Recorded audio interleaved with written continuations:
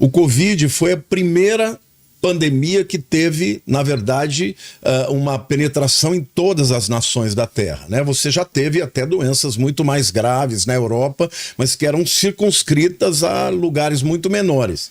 O Covid, ele trouxe uma subserviência das pessoas para qualquer que fossem as leis que fossem estabelecidas por uma OMS, por exemplo. As pessoas, elas ficavam iradas e indignadas por conta de alguém questionar se deveria sair ou não, se deveria pôr máscara ou não, e depois ficou claro, até do ponto de vista científico, que muitas das decisões que foram tomadas eram errôneas.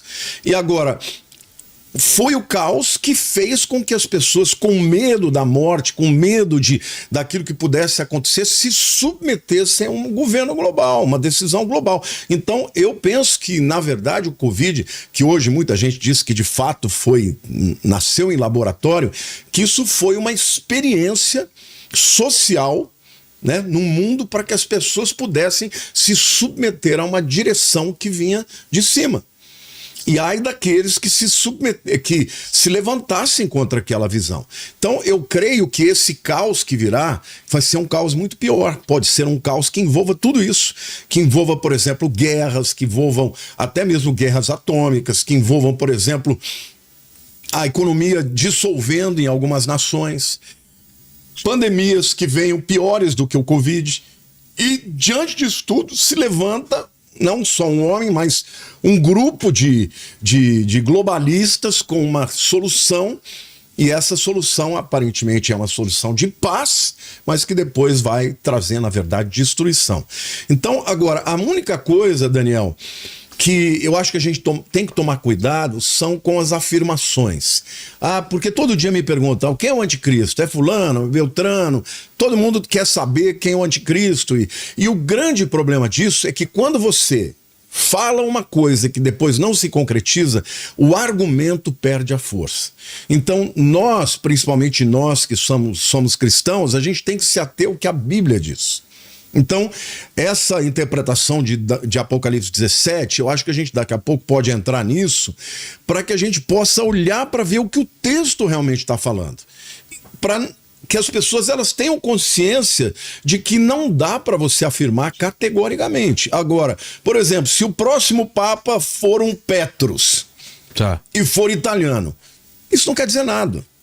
Isso não quer dizer que necessariamente ele vai ser o Papa, que, aliás, as pessoas dizem que não é ele que vai ser o anticristo, ele vai ajudar o anticristo, né?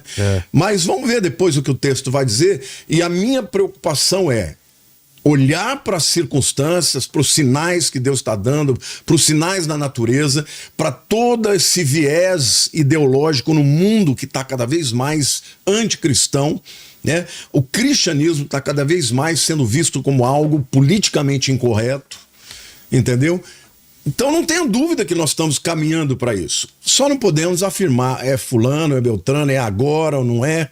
Por quê? Porque, de fato, a Bíblia não nos permite fazer isso. O que a Bíblia diz que, embora você não saiba o dia e a hora, você pode analisar os tempos e as estações. Jesus falou para isso, para os discípulos. Vocês sabem analisar os tempos, sabem quando vai chover e quando não vai. E aí ele propõe a parábola da figueira. Quando já está pronta para o verão, não passará essa geração sem que essas coisas aconteçam.